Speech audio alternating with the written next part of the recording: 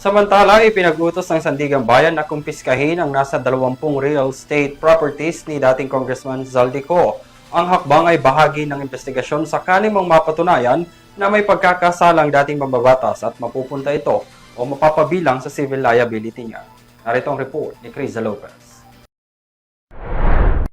Pinakukumpiska na ng Sandigan Bayan Court ang mga ari-arian ni dating Ako Bicol Representative at dating House Committee on Appropriation Chair Zaldico matapos masangkot sa flood control project scandal. Batay sa utos ng Anti-Graft Court, layo nitong malikom ng gobyerno ang 215 million pesos bilang civil liability sa oras na mapatunayang may sala si Ko.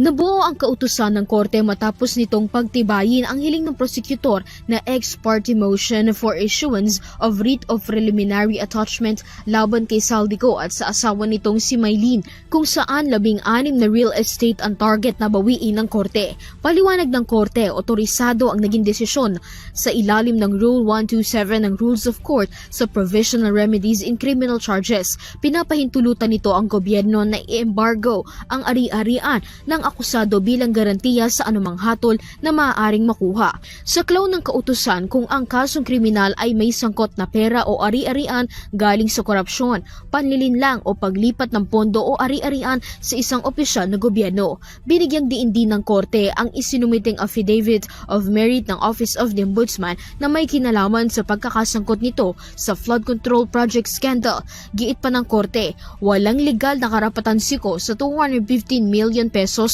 na natanggap nito sa pagkuha ng mga government projects sa ilalim ng kanyang kumpanyang SunWest Incorporated. Saad ng korte, lahat ng dokumentong ginamit upang makuha ang pera ay peke at bahagi lamang ng maling sistema para mapaniwala ang korte.